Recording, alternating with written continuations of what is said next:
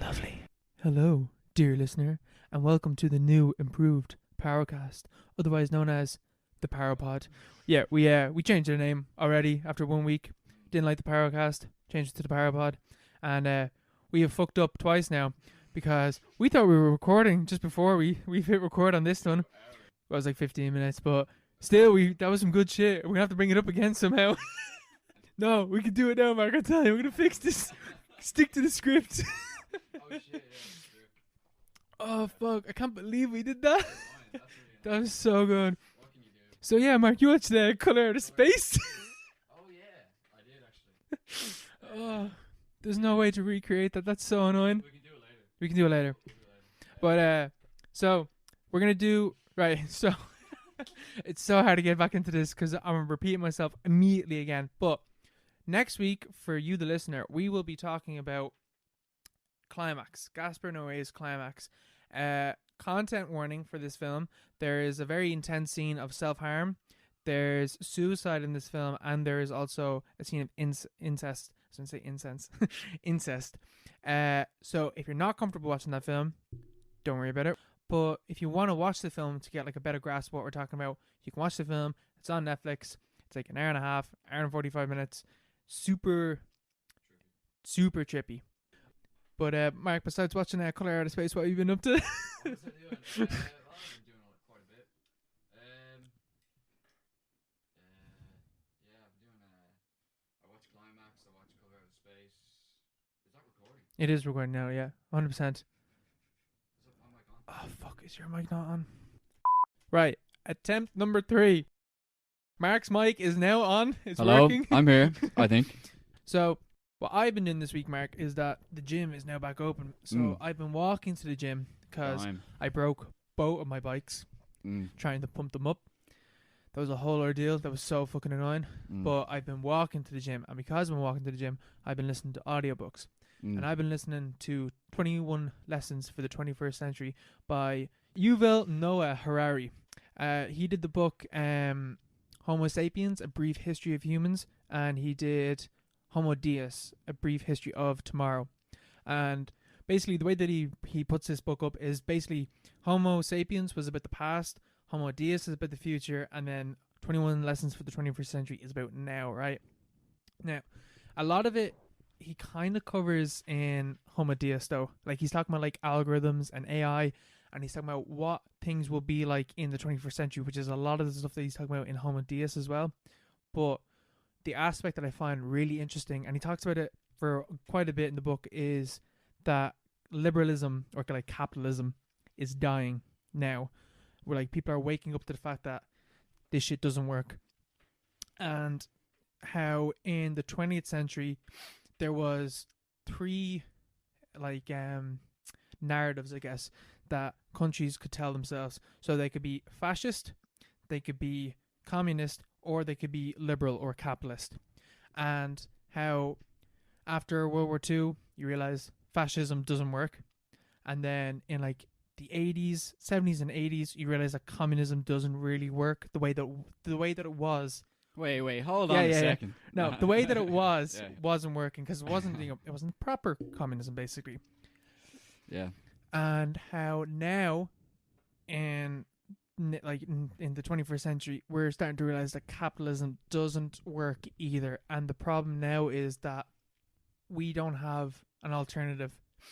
And you start to see now the rise of the alt-right, of fascists again, but you also see the rise of people becoming far more left-wing and communist basically.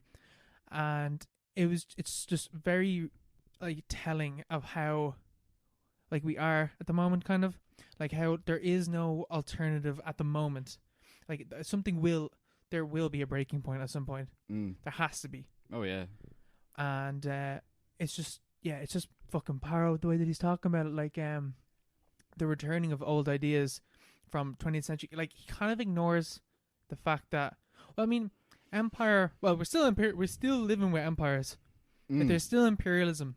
They're invisible. They're not as obvious like America is fucking imperialist, and China is also imperialist. Yeah, you got all them. Russia, Iran, all the boys. All these countries. Or Britain, obviously. Britain, obviously, the old enemy. The old, the old enemy. We're going for you, Britain, after this. the original villains of the world, basically.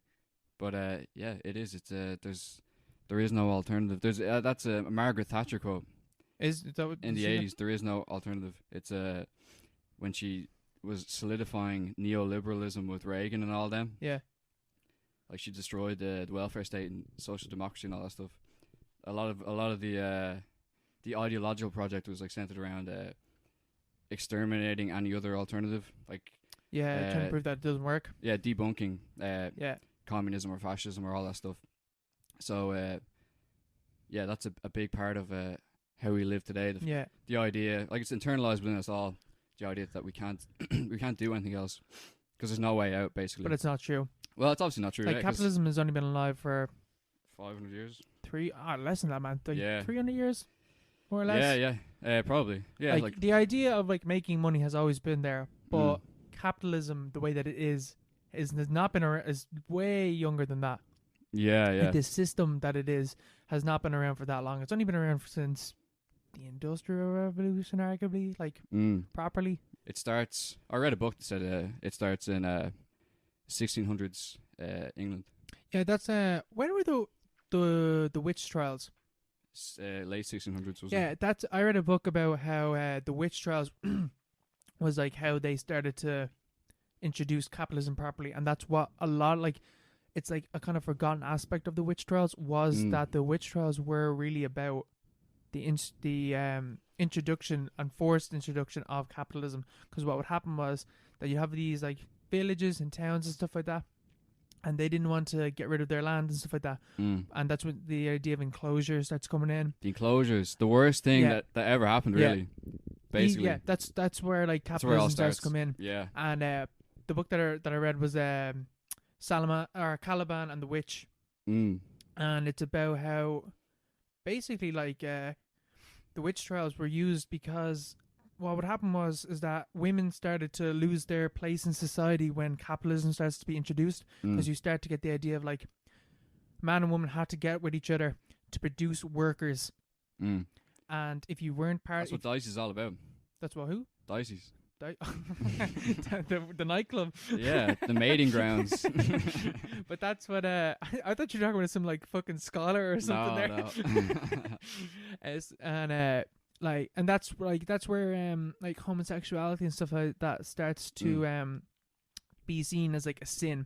Like that's what the witch trials were about, and like how that women were what is it, like the witch, basically a witch was seen as like a woman who was like a shaman basically in the village, and the idea of magic being you can get something from nothing, which is completely against capitalism. And how these like shaman women, they were obviously fighting for their place in towns and stuff like that, and the capitalists didn't fucking want that, and they basically just got rid of these women. They just burnt them at the stake, and like that's where like now, not to say that pre-capitalist society women were treated completely equally, obviously not, but the idea of working from the home and taking care of kids was seen way more legitimately than it was post witch trials. Yeah. But yeah, it's all fucking stuff like. Yeah, I saw a movie recently. The Blood on Satan's Claw. It's part of the folk horror genre, which is like Wicker Man, all that sort of stuff. Yeah. And it's about this sort of pagan cult in some town in England back in the around Cromwell's time, and they take a piece of skin off every single person. Or they attach a piece of the devil's skin to every person. Okay. And then the devil grows out of like the constituent parts of all the different. They rip off the skin and create the devil out of it. But it's like the whole idea that like the community creates this sort of, a counter king, like an antichrist basically. Yeah. But the king obviously is like the man himself, like the head of the state, like the manifestation of capitalism, basically like a concentration of power of a person or whatever. And Satan is like this local, sort of like ad hoc creation of the community, and they bring in this judge from London, and he like kills Satan with the sword, sort of saying that like the law, like the long arm of the law came in from London, from the center of all this power, and like laid down the law with all the yokels, all the pagan Christians, or all the pagan English people that did exist back in the 1700s, and they're all flattened. They're all like basically exterminated by this need to rally around one thing, one ideology, one idea, like capitalism or like Protestantism or whatever. Yeah. So it's all this like leveling effect, exterminating difference, exterminating diversity of thought and of culture and stuff like that. Yeah. It's a really good movie. It's like 68 or something like that. But, so it's like kind of an old film. It's a very old film, yeah. It's mad. Yeah. That's what I always think that's so weird that like we think that that this shit like our society has only been around for 200 years. Yeah. And we think that this is the norm. It is not the norm. No, this is not the way humans have advanced. Now, that's part of the problem with people arguing pro-capitalist is that we made all these advancements under capitalism. So that can be seen as like a pro. It's like, oh yeah, well, the way that we are now is because of capitalism. And it's like, you know. It's true. It's true. Low key. Yeah, like it is true. Of course it's true. But there's also alternatives. It's been great. Yeah, it's for like, you know. Until like a while back. Like. It's started to go downhill pretty quickly. Yeah. But that whole, like, I think that's crazy. But like part of the coronavirus was that like it kind of just showed this is like shit can happen. Stuff can come out of the blue and it will fucking change shit. Yeah. Like the way that we live is not the fucking norm. Like we live for like what? Like even in like terms of war. Since like we're living at the current stage where like it's like, you know, safe, like the most people now, like the highest percentage of people live under peace than ever before. Yeah. And it's still fucking hell. Still a bit shit, isn't it? For a lot of people. Still not great. Majority of people in the world still live in severe poverty and stuff like that. Yeah. And we still take it as like, oh yeah, well, you know, it's their fault. No, it's not. It's not their fault. Yeah. At least it's peaceful, you know. For us. Yeah, you know. And even at that, you still got fucking these pandemics coming through that can just come out of nowhere. Yeah, imagine the Black Plague happened. You know? Oh man, imagine if coronavirus was a little bit more deadly. Imagine if it was deadly at all. It's just a flu, like. Yeah. It's literally just like a very severe flu, but it's just the common cold basically. It's just the fact that there's no vaccine. Yeah. You know, it's not like we could get it. I don't know. I don't have it obviously, but it's not that severe obviously. There's not the fatality rate is what 2%. Yeah, but I've heard things that like it changes, like it can change shit in you. Did you see that stuff about the Italian doctors?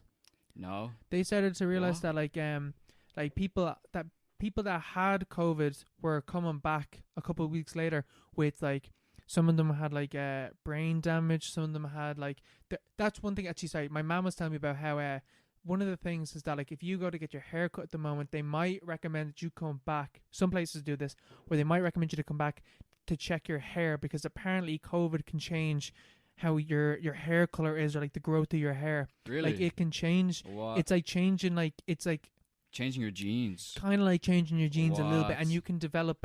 Some people are coming back with like Alzheimer's, like early stage Alzheimer's and stuff like that. Yeah. Now I don't know. It might not be Alzheimer's, but stuff like that. Like they're getting things. It's like changing shit in your body. Yeah. Now this is something that I heard from like one video. Like I was watching, like I read an article and watched a video about it. Like, and this is I only heard like Italian doctors talk about it because like they're obviously have a kind of an old population. So the ones that survived it were coming back and they had all this other shit. They're already weak though. Yeah. Well, that's a good thing. Like it's already a risk with like normal diseases, isn't it? Like you know that disease with cats where like it's something like half the world population has it. If you're in contact with cats, like you've a good chance of getting it. But it's basically like a zombie disease. It's a parasite that lives in your brain. Yeah, that's something. Yeah. Is that the thing to do with footballers or something as well? I don't know. There's something that I've heard before that like, there's like a worm or something that you can get, and like the top footballers in the world or something like that.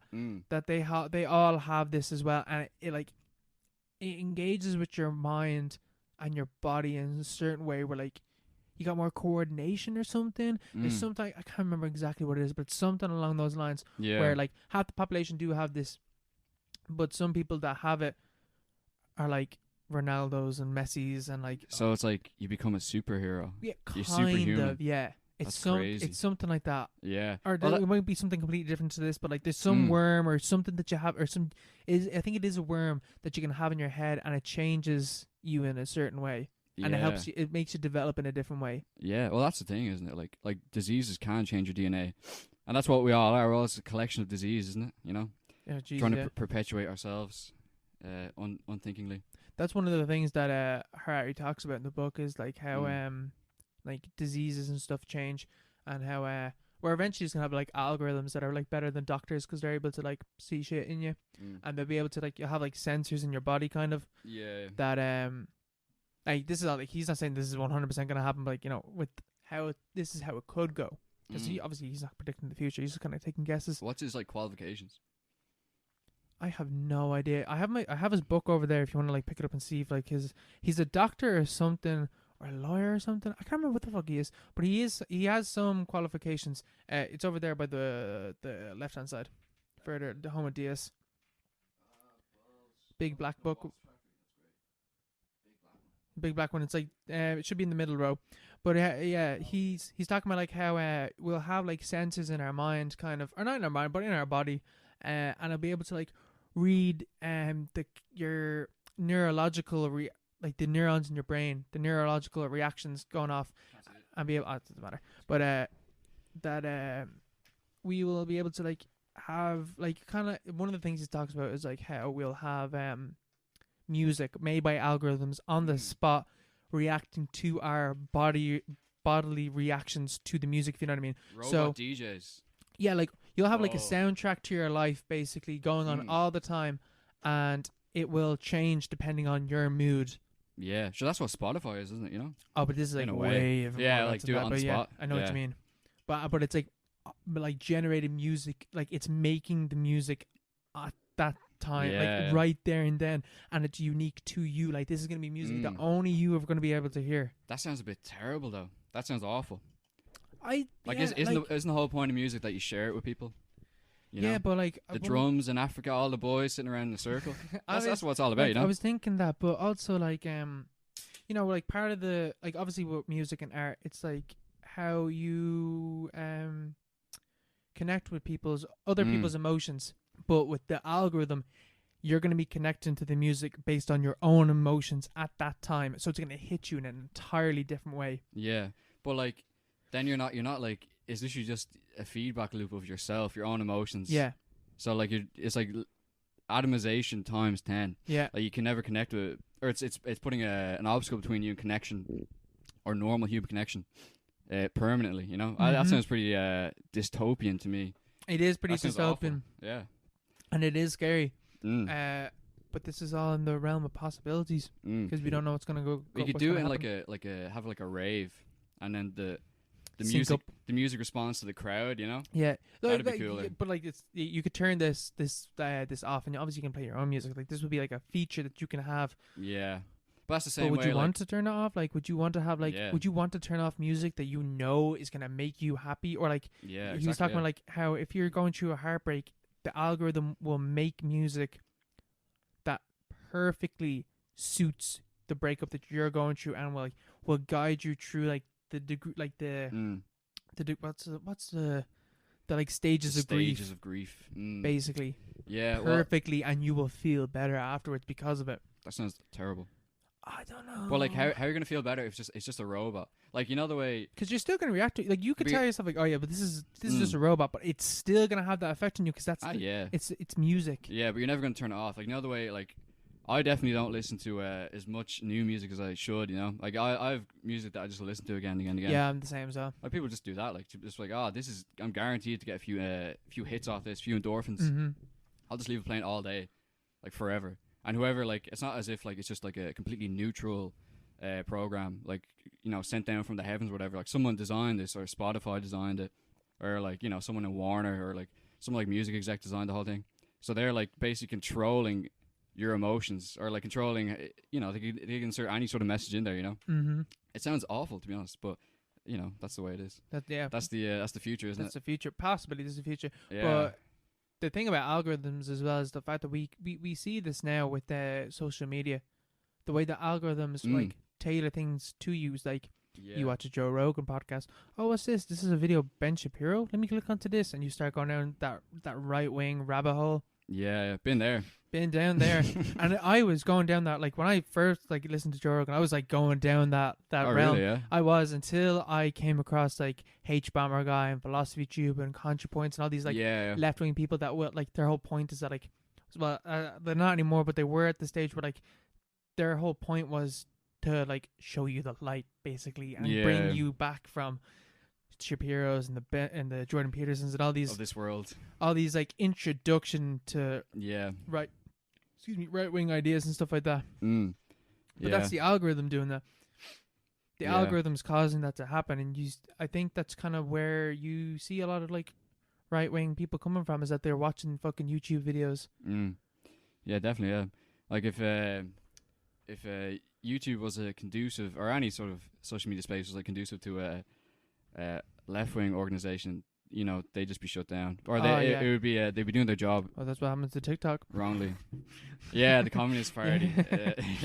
TikTok's left wing. Ooh, that shit's gone now. They're radicalizing the American youths, or the youths of the world. It's it's mad the way in TikTok as well, just how blatant the algorithm is. Yeah. Like, it's on a whole, like, and I wonder, like, is the algorithm kind of the same with, like, Twitter? I'm assuming that it is. Like, Twitter is a great algorithm. But it will show, because, like, obviously, like, you know, we're about left wing, so we're seeing kind of the same kind of stuff. But I wonder if, like, someone that's more right wing will be seeing that. Yeah, they wouldn't see that at all. Like, that's the thing.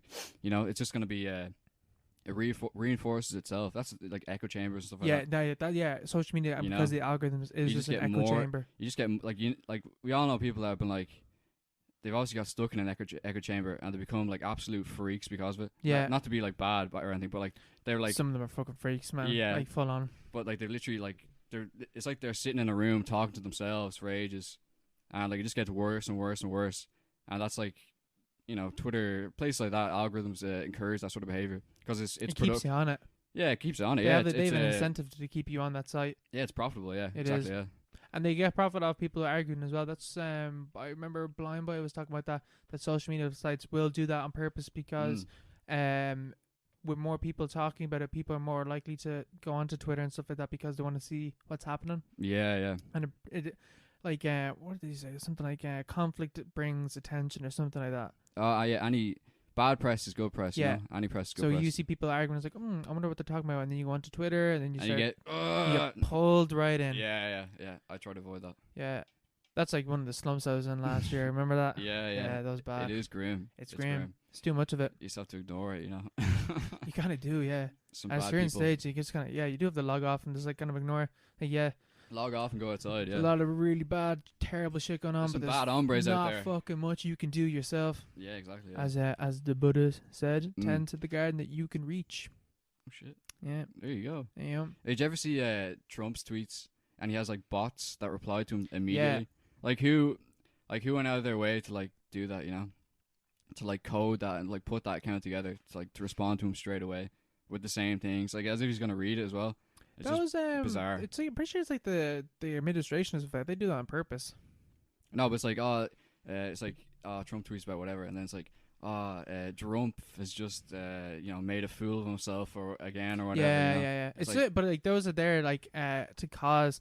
That is one of the things they get, like, they tweet negative stuff to cause a reaction. Oh right, yeah. That's when that'd be weird. I watched like a season of South Park, and that's what they were talking about is the troll effect, that like the biggest troll is that like you react negatively to something or you troll someone, but what you're hoping for is that someone tries to like be like morally correct to you or something like that, and then that just causes more outrage. It's like someone says something offensive purposely to piss someone off, but then someone reacts to the troll trying to be like correcting them, and that causes more outrage. Yeah.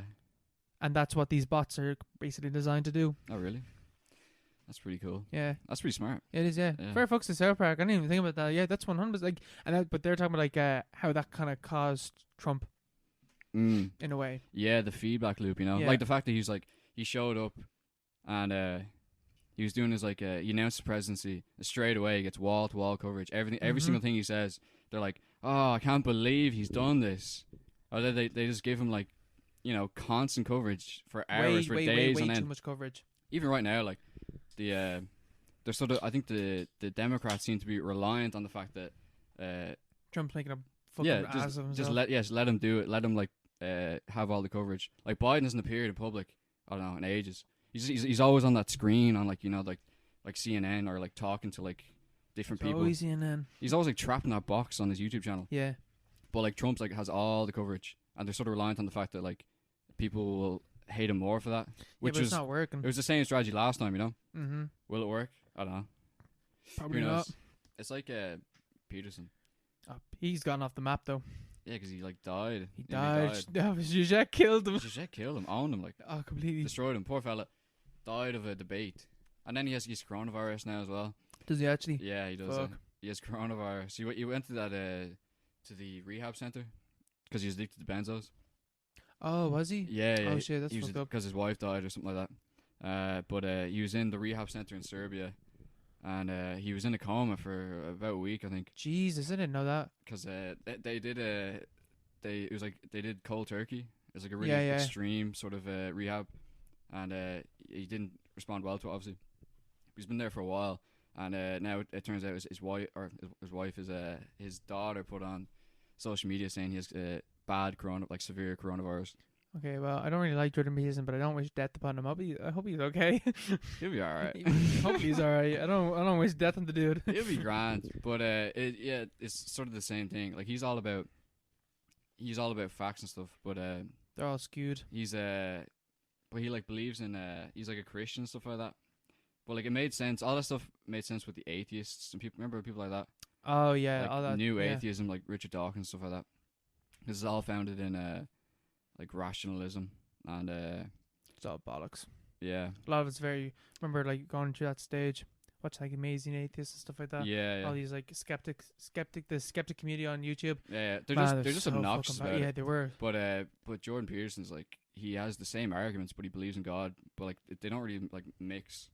Like he's talking about like dogmatism and like just like sort of enforcing your beliefs on other people. But like he's like I believe in God and all. So or it's like people need to believe in God to have morality. Like morality is like inextricable from God. Yeah. Which is a bit but like bit unfounded. Did you ever see that philosophy tube video about that? No. He's just talking about like how hedonism is what you really need to go into. Then if there's no God and there's like something along those lines, hedonism, like believing in the pleasures of life and stuff like that. Yeah, I don't know. That's more that's where you can find meaning in life, is finding pleasure through life, and be it like if it's not spiritual stuff, then it has to be physical pleasures. That sounds terrible. So delicious. I love that. Stay watching porn all day on Twitter. Basically what I do. Oh wait, yeah, I'm alright. Nah. But the whole fascist thing is paro. Like the rise of fascism and stuff like that because of these figures. Which watch this fucking segue, Mark, because we're about to start talking about Giallo films. Giallo films. So I watched what the fuck is it called? Deep Red, which is Giallo. Is that how you pronounce it? Giallo or Giallo? Giallo. Yellow film. Yeah. Do you know like where that comes from and all? Paperbacks. Yeah. Pulp paperbacks, isn't it? I watched a video about this because I was researching for. Did you watch the first result? Yeah. Oh, what's it called? Under the Shadows or something? Behind the Shadows or something? I don't know. It was like 8 minutes long. But yeah. That's the same one, I think. Yeah. They like adapted or they translated like Agatha Christie and Raymond Carver and stuff like that. And put in like the like really cheap pulp. It's it's very interesting the fact. So Giallo films are like these like they're basically like smart is what they call them, smart slashers, which came out in the 60s and 70s, but they came out before like Halloween and all these American slashers, and how like the American slashers in some ways like how Friday the 13th like ripped off like kills from some of these films, but how like the American slasher films kind of copied or like were very very heavily influenced by the Giallo films, but the Giallo films were heavily influenced by the Italian paperbacks, which were heavily influenced by the Americans. Classic. Yeah, it's like this like kind of conversation between the two. It's pretty cool. It's like the Beatles. Yeah. Right. And so the whole way that this ties into fascism is the fact that like Giallo films are always about this masked man in the dark trench coat kind of figure that comes in and like would take you out when you least expect it because you know something, or like people know about your past and that's why you die and stuff like that, which is a direct response to Italian fascism, which is where it comes from. Which is I love when film genres do that. You know that what was that film that we watched in Canada? And they made a remake of it recently. Suspiria. That's Suspiria. That's a Giallo film, I think. Yeah, it is. Yeah, Argento. Yeah. Is Argento as well? Yeah. He did everything. He did do everything. He carried a lot of weight back then. He made the genre what it is. He carried basically. Italy, yeah, back in the day. What else did they have from the 70s? I know they have all those Giallo films, and they had like well, Giallo's a very distinct Italian style. Well, actually, yeah, they have quite a lot of good films, don't they? Yeah. Is Bicycle Thieves? That's Italian, isn't it? Yeah, that's one of the most like influential films of all black time. and white, isn't it? Yeah, it came out in the 40s. Yeah, fuck that. Have you watched it? No, it's pretty good. Didn't we watch it in class? No, I watched it when we were in Vancouver. Oh right, it's pretty good. Yeah, it is pretty good. But yeah, but it's like one of the most influential films. Oh no, yeah, we watched the clip of it in class. Though, yeah, watched the ending. Yeah, with what's his name? Steve. Shout out to Steve. Steve. What was I saying? Giallo films. So with I think it's great. Argento, Suspiria. I love. Have you watched New Suspiria? Actually? No, I haven't. It's amazing. I cried at the end. Did you really? Yeah. Is it good? Obviously, if you cried. Well, it's just like sad, like. Yeah. You know. The first one's really, really good as well. The original one's really good. I really liked it. Yeah, I can't really remember it. Like. I can't remember that. We were a bit too. Well, you know, we were just certain tired. substances are legal in Vancouver, so you know. We were tired. Very, very tired. Nah, but the new one's pretty good. It was on Netflix, I think. But yeah, it's like a new take on it, and it's just sad at the end. You ever watched The Notebook? Did you cry at The Notebook? I haven't watched The Notebook now. Notebook is also sad, but it's sad in like a really like cheap way. But Suspiria is sad in a real way. It's also sad in a cheap way. Is it witches as well in that as well? Yeah, witches. Yeah, it's cool. I like witches. And the end is really gory and stuff like that. It's a lot like Climax, to be honest. Yeah, but Climax is we'll get into that next week. But we'll get into that next week. But Climax was right. That's what I was gonna ask. Is like Suspiria like a dance film like Climax is? In a way, but like it's not like there's a script like like there's no it's very clear structure like you know it has dance sequences, but it's not like or Climax is like a music video. Yeah, it is. Yeah, it's like but Suspiria isn't. It's more. It's just a film. It's like it has dancing in it. It's like it's not like Step Up. Yeah, it's quite similar to High School Musical, I think. My sister was watching the High School Musical movies. Really? Yeah, I was watching a bit of it. Yeah, any good? No, I only watched one of the songs. It was from the third film. The third film was the worst one though. Ever watched Step Up? I watched To the Streets. I watched one of them. They're all like the same film. I watched one of them though. Yeah. Like 4. I think it was 4. Could have been 5. 4 or 5. How many of those films are there? I don't know. I watched one of them though. Remember that song, the End Up song, and had Jaden Smith in the music video? Nah, I probably dance on, we're gonna dance on. I probably remember it if I heard it. I think I watched that film, which that was years ago. I can't remember anything about it. But Giallo films as we got. So yeah, Suspiria. Yeah, so recommend Suspiria. Absolutely, the new one, the old one. Is it like the Giallo style as well, like this like kind of neon lighting kind of stuff? Yeah, it is. Yeah, as all the red stuff, all the neons. I can't remember who directed it, like the new one, but yeah, it is someone though. It's like it's a name. It's a name. I can't remember who it is. It's quite a famous guy, but it is very good. And yeah, I thought it was great. It's set in it's set in. Is the original set in Italy? Italy. Yeah. This one's set in like West Germany. In the 70s. Oh. It's actually that's the thing I was gonna say. Yeah, it is set in because it's a Giallo film. So yeah, it is. They go to like an Italian dance college. Yeah, because this one's set in Germany around 1970 with the Red Army faction. Yeah. Like all the leftist bombings and stuff like that. That's like what it's horror kind of comes from. Like based on that kind of idea. Something like that. I can't remember. I would have had more like clear thoughts like when I watched it. But it has the thing like the Red Army faction abducted this fella, like a big industrialist in West Germany, and he was like a Nazi collaborator back in the war. This is like in 1970, and they just. Is this true or is this in the film? Oh, this actually happened. Yeah, it's in the film as well. It's like at the start of the film, and they were like asking for a ransom from the government, and they were like, nah. So they just executed him, put him at the side of the road, and there's like loads of riots going on in the city, in Berlin, I think, and that's like the backdrop to the film. It's something about some commentary on fascism, I assume. Yeah, because that's like the whole like Giallo kind of point is like it's talking about fascism. But with Deep Red, you have you not seen this film? No. Deep Red, never seen it. No. It's it is okay. So we talked about this before the podcast, but there's 3 versions of this film. There's the original version, which is like 2.5 hours long, or 2 hours and 40 minutes, I think, which is the Italian version. Then there's the European version, which is 2 hours long, and then there's the American version, which is like 1 hour and 40 minutes, hour and 50 minutes, and that's the version I watched. But you can tell that there is bits missing. Like it is pretty clear that there's some. It seems very towards like the second act. Like the first act is so tight in the version I watched. It's like exactly what it has to be exactly what it was like. But then the second act is kind of all over the place. And you don't really understand why characters are moving the way that they're moving, like where they're going in the story. Yeah. And then it ends like it's all wrapped up in 7 minutes. Like the killer's introduced and then bam, dead, and that's it. But I kind of feel like if I watched the other versions, it become more fleshed out. But in the fucking kills in this film are so good. Like they are like proper gory. And I was reading about it, and the Argento based the kills off things that people, the viewer, could kind of relate to. So like one of the kills is someone being drowned in a bath of boiling water. But the idea is that like you would know what that would feel like because you've had boiling water before. Oh yeah. And you've ever had a bath. And another one is someone like smashes their teeth up against the edge of a mantelpiece or something. But the point is that like you'd feel what that would be like because it's teeth, and it's also banging a body part off something that you would know would feel like. Yeah.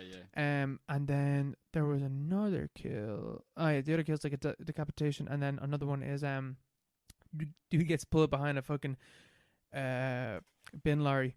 Oh shit. Oh man, he gets put into it. No, he has like a chain wrapped around his leg or like a hook wrapped into him, right. And he's being pulled along, and he's just like skidding along, and he's screaming, and then he slams up against the curve, and his fucking head explodes. It's so over the top, man. It's so like the special effects in this film are really, really good. Yeah. But the whole like aesthetic of the film is like high class Italian like fashion kind of, if you know what I mean. Like it's stylized. Very, very stylized, and they're all very wealthy and very rich, which was part of the point of Giallo, is that like the whole thing is like even at the top echelon of society, like there's something dark and sinister going on underneath that very thin layer. Bastards, all these rich cunts. Actually, bring it back to fucking capitalism. Did you see about how much money people are making? Like Jeff Bezos and all these. The Leo books. I'm making loads. No. Jeff Bezos playing Leo books. Yeah. Jeff Bezos, he's making mint. Yeah. He made 80 billion from like March because of like. It's all invisible as well. Yeah. You talk about magic.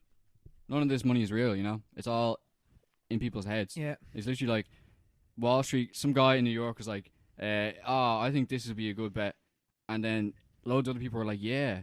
And so the value is literally from people going, "This is a good idea." Yeah, that's it. You know, just like there's no based actual on people's beliefs. There's no substantial value to any of the money he has. No, which is sort of difficult. You know, like how would you even like seize that? Like how would you like if you were to tax him? Like how would you do that? Because his stock would go down. I'll tell you what you do. You eat him. Woo! Jesus. Eat the rich. That's what you do. Distribute them amongst the pocket. That's a very low calorie intake per person, though. Yeah, but I bet you that tastes good. Ooh. His bald head. As the veggie I am. Yeah, Jesus. My God. The whole like style in this film is like really, really, really beautiful. And the whole thing is like there's like two kind of main dudes, and both of them are like piano players. So you know it's kind of like very high arts and stuff like that. And it's a decent film. I want to watch more Giallo films. I want to watch, what's it called, Blood and Black Lace, which is like the first Giallo film. That's where like it's like the genre setting film. Like there was a film beforehand, I can't remember what it's called, but there was a film, it's a black and white film, and like it was it's called The The Woman Who Knew Too Much or something, based off the Hitchcock film. Oh, okay. Oh yeah, I saw that in the vid. Yeah, that's like the kind of like the prototype, but then Blood and Black Lace is the genre setting film, and every film like basically was like does like the same kind of style, same kind of message and stuff like that in that film. And they're all like super hypersexual as well. Nice. Just that's what you need. It's always there. Climax is great for that. Oh god, yeah. But I definitely do want to watch more Giallo films though, especially because like they influence like American slashers, which we love a lot. Oh, I love them. Yeah, I haven't got my teeth into them, but I'll have to have a look. Suspiria is great. I love Suspiria. Yeah. But I don't know much about the rest of them really. But I think just Argento's kind of where you need to. Yeah, he's a king, bit of a king. Need to be. Bit of a ledge. Italy's a strange place, you know. Strange place, especially that time. But yeah, so you watched. We're gonna bring it back up now.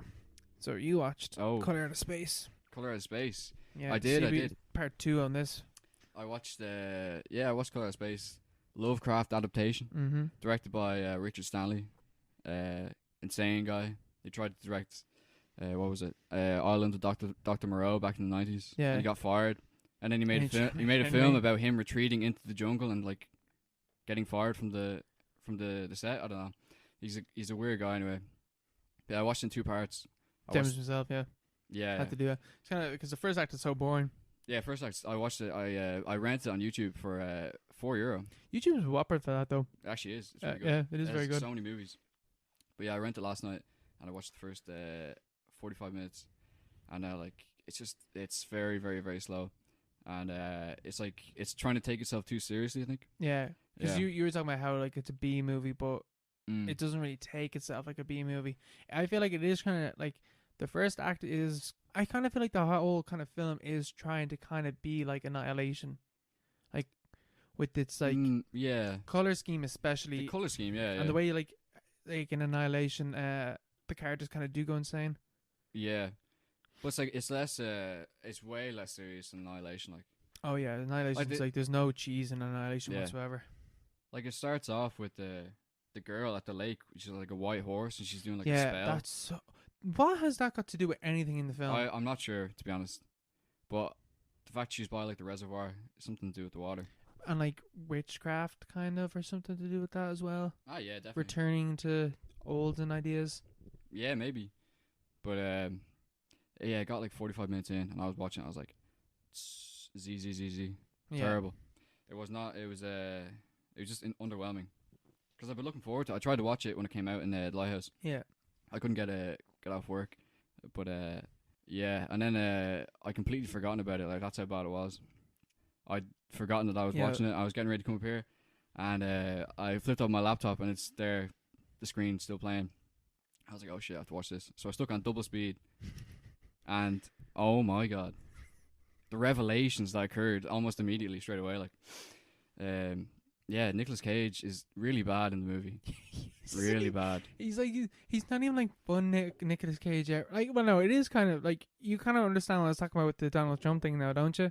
Yeah, I didn't know what you meant, and then he starts like I'm doing it for the family and all this stuff. He's like, oh no, it's just weird. It's so weird, and like it's very sudden as well. That's what I thought was really weird as well. How quickly this family deteriorates. Because everyone else. Like everyone deteriorates at some stage, but everyone else is a physical marker. Yeah. Like there's some sort of indication. He just starts talking in a different accent at one point. And you're like, what's going on here? And you're not sure. I wouldn't have known what was going on without knowing that what you told me already. Yeah. But it goes in a really interesting direction though after like I don't know, halfway in. Yeah. With the environment. You know? Yeah. It takes on because obviously the whole thing is a loose allegory for the Flint situation. You know, Flint, Michigan, all the water. Yeah, I did not. Yeah, you were saying this before. Yeah. I did not see that at all. But like when you said that earlier, yeah, 100%. Definitely. Like, that's definitely like it's definitely drawn on those on what's going on in Flint. Especially when the sheriff's like, she's investigating it or whatever. She's like, the mayor. The mayor. I was like, she's a super weird character. But now that you're talking about the Flint thing, like, that actually makes sense now. Yeah, exactly. To do with the water and what's going on in Flint. Mm. And when I was watching, I was like, what the fuck? This character, why is she such a? Yeah. Obviously, they're definitely saying something about like government and stuff like that. But I thought it was just like, very generic. She's just a bitch. She's just a bitchy fucking government official. But the Flint thing actually gives more depth to that idea of the character. Yeah, because I didn't get it either, really. Because he's like, I'm a hydrologist, like straight away at the start of the movie. Mm-hmm. So that's a very specific thing to be. And then he starts talking about the water table again and again and again. And then there's like the meteorite comes down, and no one understands what it is, but it's like it's basically in the water. And they're talking to the squatter guy. Yeah. And he's like, the hippie dude, and he's like, he's a big environmentalist, obviously. And he's like, just the whole thing is an allegory, I suppose, for like industrial sort of intervention in the environment, basically. Like the fact that like there's a time dilation aspect, the fact that like the family are literally right there, and the meteors landed into their well, into their water supply, like on their farm, and time travels faster the closer you get to the object. Yeah, well, yeah, so like that, like industrial. Yeah, that's so fucking like, mental. The acceleration, like time accelerates basically. And I was watching on double speed as well, so time was like quadruple accelerating. I was like, oh my god! You can see like the environment like changing so rapidly, and the horror on the characters' faces because they're like, because they had no model to understand what was going on around them. Yeah, basically environmental horror. It's like a climate change is mentioned a few times in I think on TV clips and stuff like that. Oh, is it? Yeah. Yeah, because that's what's going on with the mayor. They're like trying to do something with the reservoir, with the water, or something like that. Yeah, they're building a dam or something. It has to do with like global warming as well. There. Yeah, it's an allegory or something like that. Environmental horror. Yeah, it definitely is. Things that happen in 50 years, or things that happen used to take 500 years to happen, now take place within 50 years or 5 years or whatever. Like the IPCC saying, or whatever it's called, we have like 10 years to save. Keep it below 2 degrees warming. Like what happens? I've heard that we're way past that. Like, there's no going back and stuff like that. Which is like what this the time dilation with like the industrial stuff that you were talking about. That's so interesting. Yeah, like, I did not read that at all. Yeah, because it's just like because I wasn't taking the film too serious. Like I feel like if the film took itself more seriously, I might have actually read into like that. But because Nicolas Cage is so fucking he's cheesy pretty distracting in it, and the whole and all the acting is so bad. I like that just pulled me away from it. But that is definitely that is in the film to do with like this Lovecraftian horror, which is fucking global warming. It's happening, man. And the hippie. I have a quote from the hippie. Ezra, that's his name. Ezra, that's the hippie. And he goes, "We all know it's coming, but we can't get away, and it's in the water." Which is basically, it's just a... He's talking about global warming. He's just talking about global warming. Things, like, we don't have any idea what's coming, what happens after 2 degrees warming. Like, the feedback loop that happens in the atmosphere, things will change faster than they've ever changed before. And we've no way of preparing mentally or physically for how it's going to happen. And that happens to the family as well. When the boy and the mother get conjoined together. And there's, like, the visual aspect of the fact that, like, their bodies are contorted and like melted together, but it's also the fact that their entire humanity is completely disassembled, and they're just like another part of this deteriorating environment. Yeah, that's what I took away. But then the ending, the ending is terrible. The ending is not good. Yeah, what's up with films and stuff and shit? And I say it is really hard to end things. Yeah, but the ending, we could do that way better. The ending is super fucking corny and cheesy. Either the film has to be more serious for you to read into the environmental message, or it takes itself less serious, and then the ending makes more sense. Yeah, I would have just like... Plus, I don't like the fact that they included a lot of the monsters as well. Yeah, that's... They had actual monsters. I didn't like that. Yeah, I didn't like... That's like kind of pulled away from the Lovecraftian stuff. Plus, I was watching it twice speed, so it looks like the CGI was really bad the way I watched it. So... Especially I don't know how they did a lot of the monsters and stuff like that. I feel like some of it could have been like actual. The alpaca stuff was practical. That was CGI. The head exploding was definitely. I think I'm pretty sure that was shot very dark, so I couldn't really tell. Yeah, it looked mad fake on the maybe the double speed. Maybe that's just the way the double speed looks. Nicolas Cage, funnily enough, he's way more intelligible with double speed going on. Like everything he does sort of makes more sense. Well, he's just a man that goes in slow mo. I don't know. But yeah, he's just talking really. I don't know, something about that.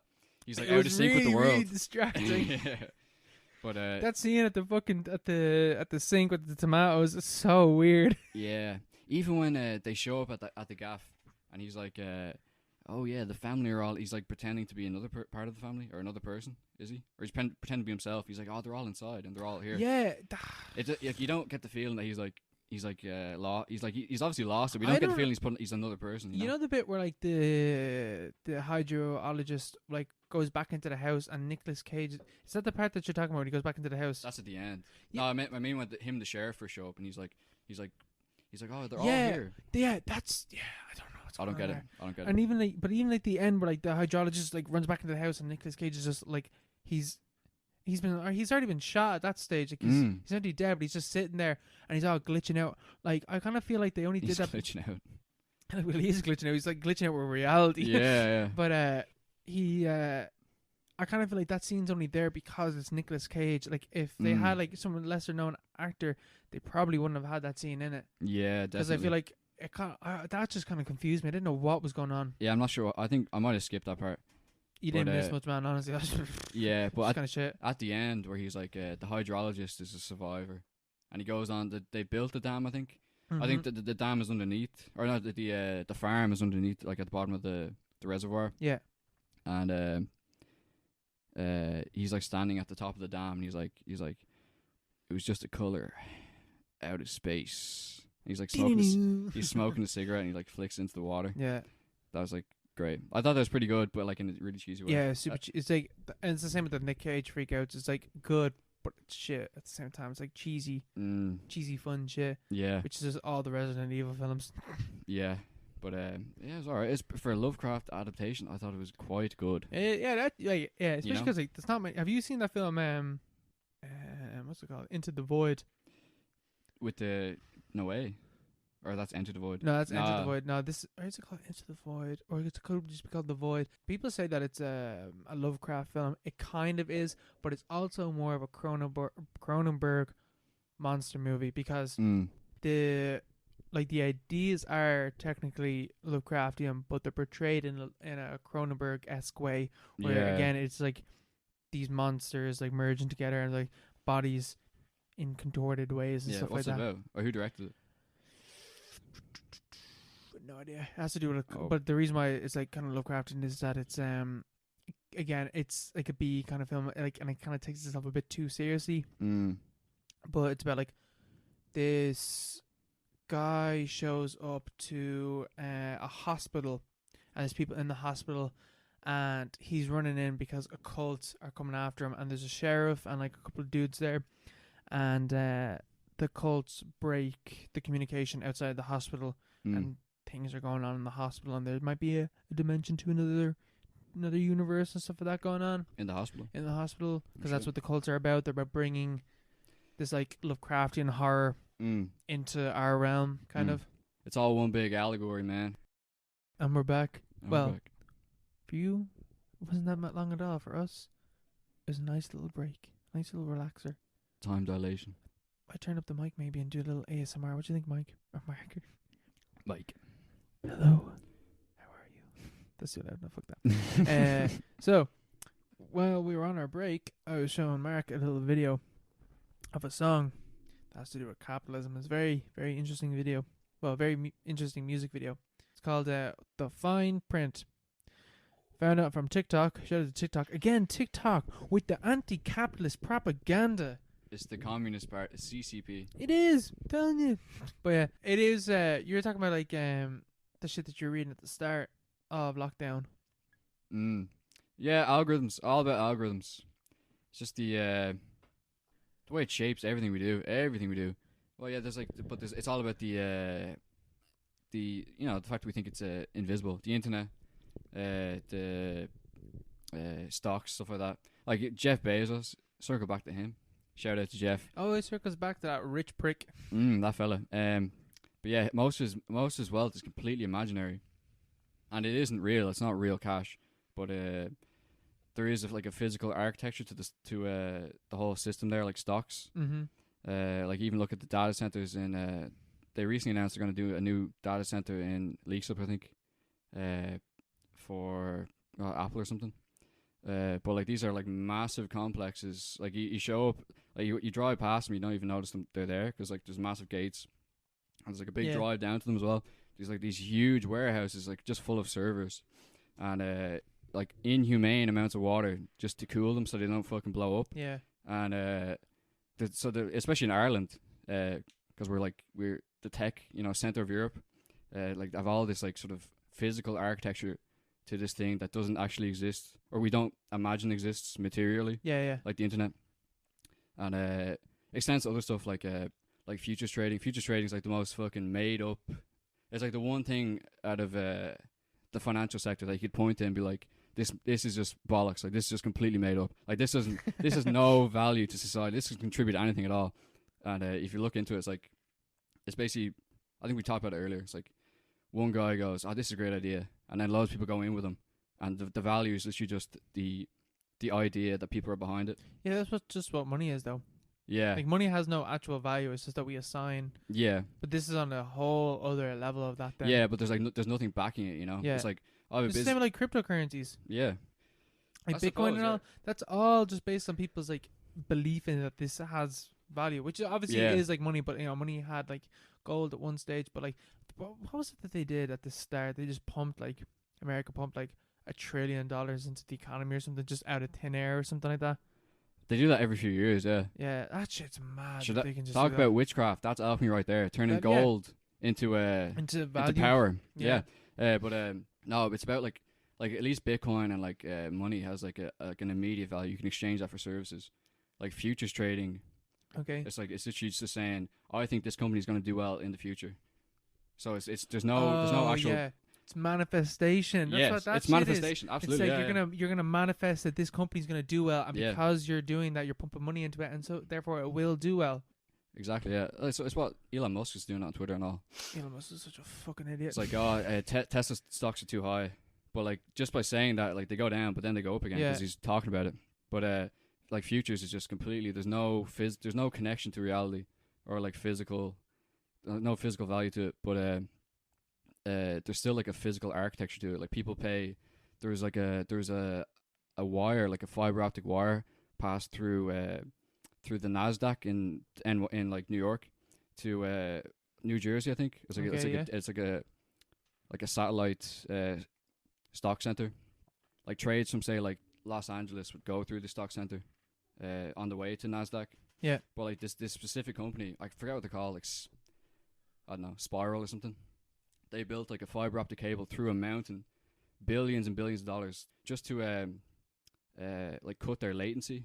Yeah, like, there's a delay on it. Every text you send is like delay on like how fast it goes to you. They want it immediate. That shit is crazy. The fact that like that's what with stock exchange stuff like that. That's nearly immediate, but it's not immediate enough. Like they want to improve that further and further and further.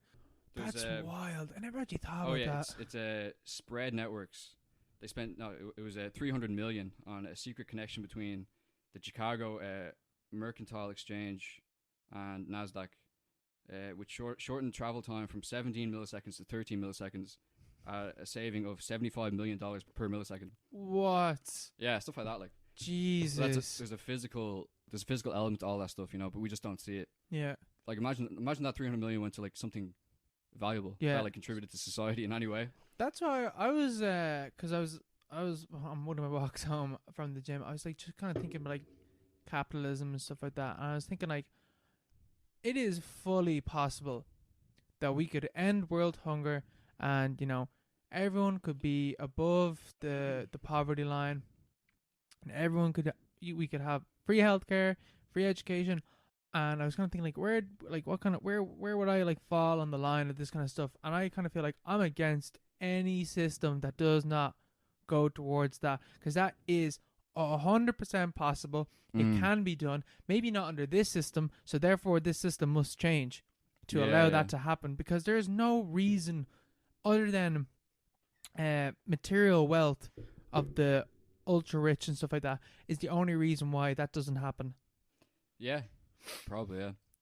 Like, I saw TikTok with the fucking anti-capitalist propaganda. But it's also true that capitalism will always fall or eventually fall into fascism in the way that the wealth gap at the moment is higher than it's ever been between the rich and the poor, right? And people are saying like, oh, how come we don't have like a French Revolution? It's because we're not starving. Because we're too pussy. We're too pussy, but also because we're not starving. Like the difference is that like in France they were starving, so we're sedated by comfort, basically. Yeah. Like we're comfortable enough that we'll allow this heinous shit to go past, whatever. But we're still fed. A lot of people aren't, but in the Western world, a lot of us are.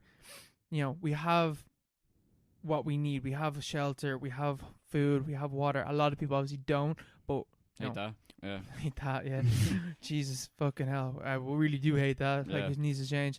But, so, capitalists are vampires. Right, Oh, here we shit. go. Yeah. Twilight, New Moon. Oh, fuck. So, capitalists are vampires. Edward Cullen. Right, so, Anyway. I watched Twilight, New Moon. It's the second part of my own self-insert segment.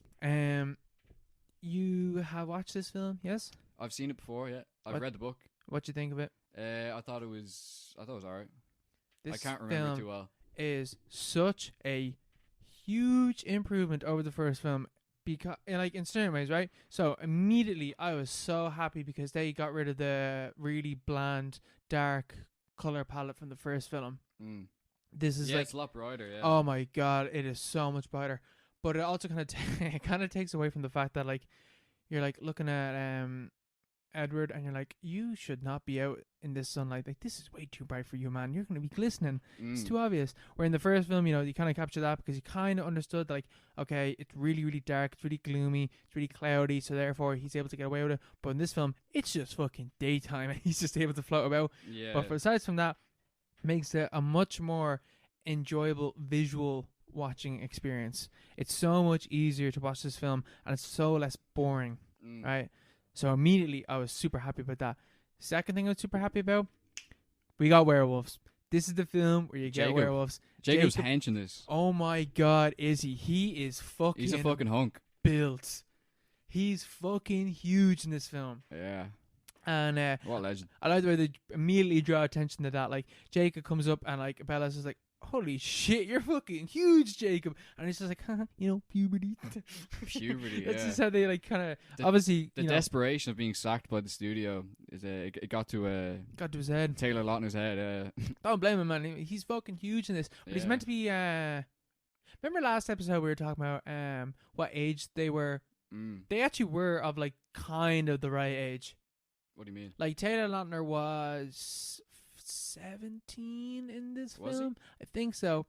And then Bella, Kristen Stewart and the fuck is his name? Robert Pattinson. They were like in their 20s, so they're kind of around the right age, right?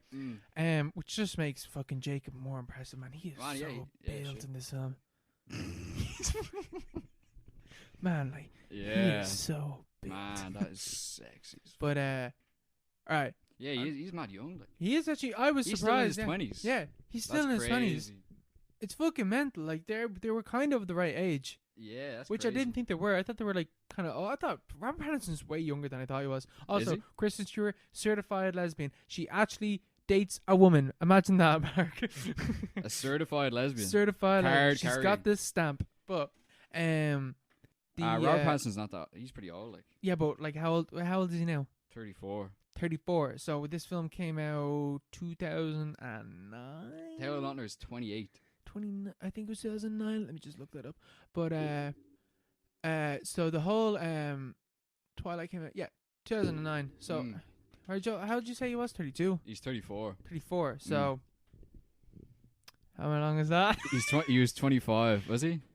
No, he's 23. 23. So yeah, near enough around the same age. 20. Yeah, it's pretty close. Can't do that off the top of my head right away because I'm kind of had a few cans. You know what I'm saying?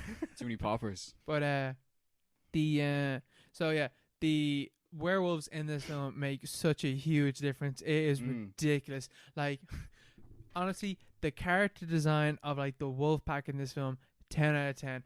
Bunch of dudes running around the forest. They're shirtless. They're wearing black shorts. They're wearing runners. They got their Nike kicks on, and they're fucking coming after you, motherfucker. They're running, and it is 10 out of 10. It's so fucking good, and like, I don't know if this film probably takes itself a little bit too seriously. Doesn't matter. Yeah. Just kind of adds to the charm. This film has the charm that was lacking in the first film. The first film, I felt like kind of took itself a bit too seriously.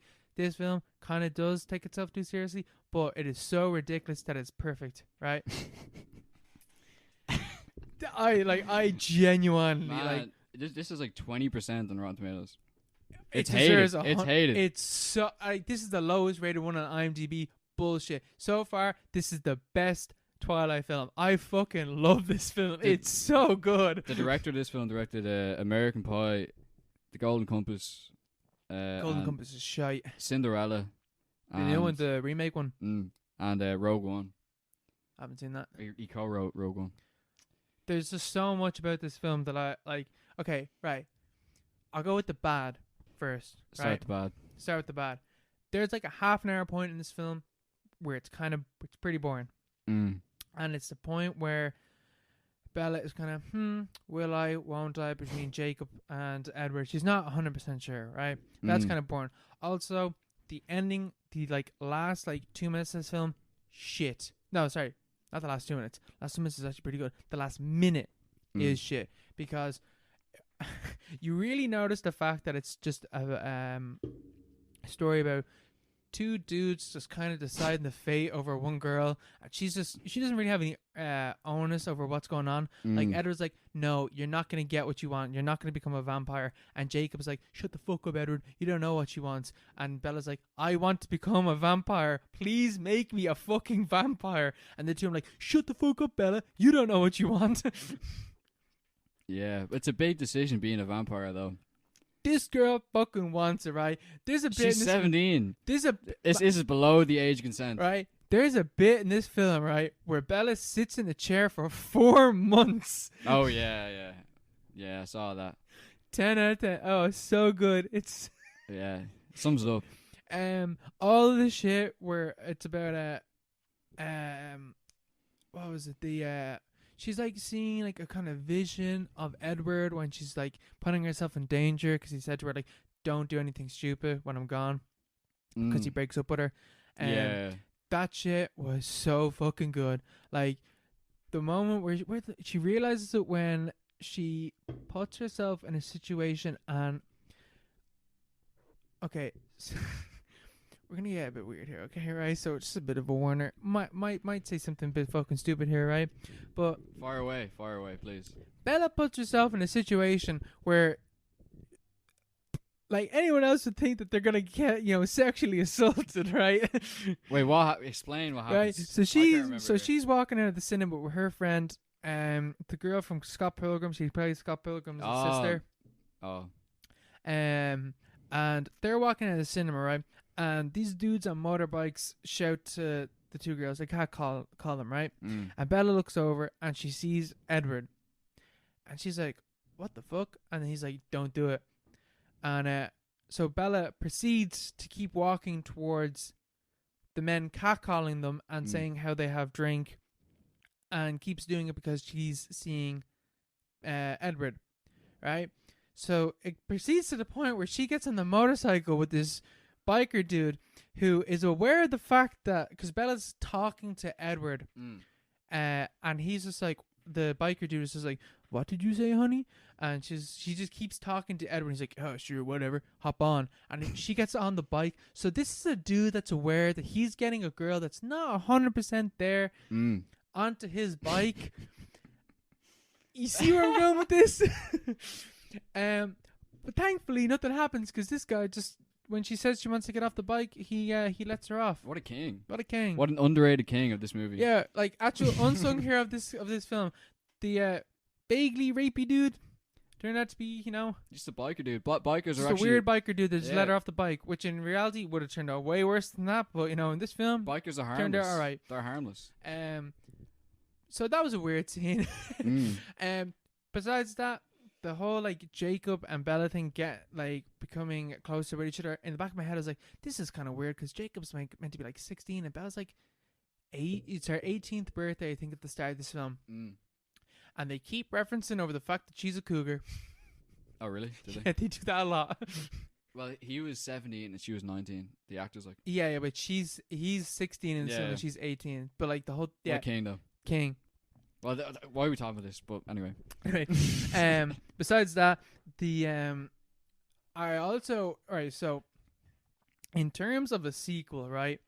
This film does everything that a sequel needs to do, right? Yeah. It expands the universe of Twilight. We understand more about the characters. There's a new threat, kind of, in this film. I mean, for a bit, not much is really happening, but it's so corny and so stupid that it's really enjoyable. But then you get to that half-hour point where it's like a lot fucking dumber.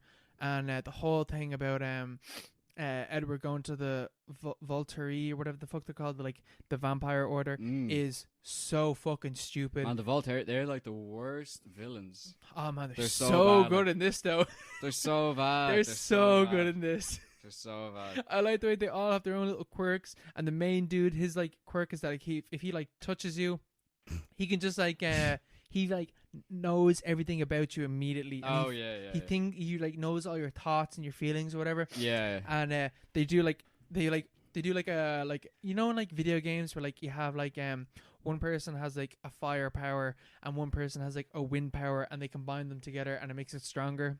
In this, they kind of do something like that where Alice, her superpower is like, you know, kind of seeing into the future. So this dude who can feel everything touches Alice and can see into the future like she did. Oh, so like kind of combining them superpowers together. Yeah. My one detractor of this film though is that like I don't understand how the superpower stuff works in this film because at the start of the film we realized that Alice's like boyfriend, that like I don't know what the fuck his name is. He's like the dude with curly hair. He's like the newest member of the Cullen family. He has the power to manipulate emotions. He's toxic. Yeah, that's what I was thinking when I watched the film. But like me and Isabel looked it up on like kind of the wiki, and the way that it's because your power comes from your like what you were like as a human before you were a vampire. So his thing was that he was an empath. An empath? Yeah. Alright. So he's able to therefore manipulate people's emotions because he knows them so well. Alright. Yeah. And he's like kind of doing that to Bella at the start of the film. Yeah. I really, really, really wish that they more explored the other members of the Cullen family's powers. I would love to know what the jock vampire does. I want to know. That's all I want to know. What's his power? I don't know yet. I really, really hope they do explain that though. Otherwise, we're gonna have to go into the wiki. I'm gonna have to find this shit out. The Volturi stuff at the end, I have no idea what the fucking point of that was in the regards to this film. Like a self-contained thing, I have no idea what the point is. I know that the point is that the fact that they become like the main kind of antagonist throughout the rest of the series, but for this film it makes no sense whatsoever. Yeah. Even the like vampires have to like basically apply to die in this universe. They have to like, if they don't want to be like teared apart by werewolves, they have to go to like the order of vampires and apply for the main dude to just suck the life out of them. Nice. Love it.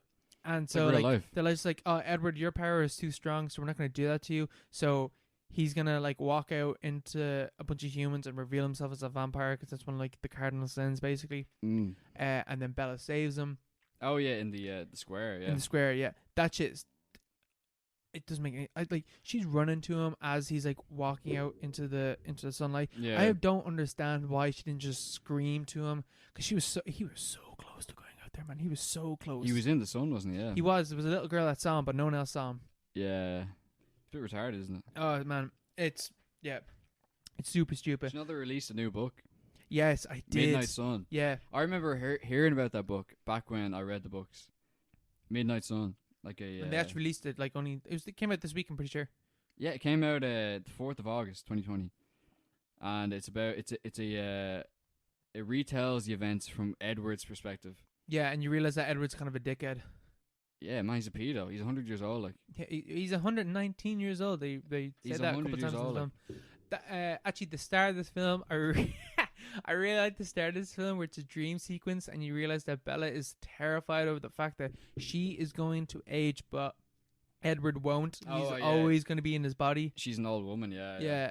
I enjoyed that because that was the kind of thing I was like, that's going to happen. And sure enough, they bring that into part of this film. That's why she wants to be a vampire.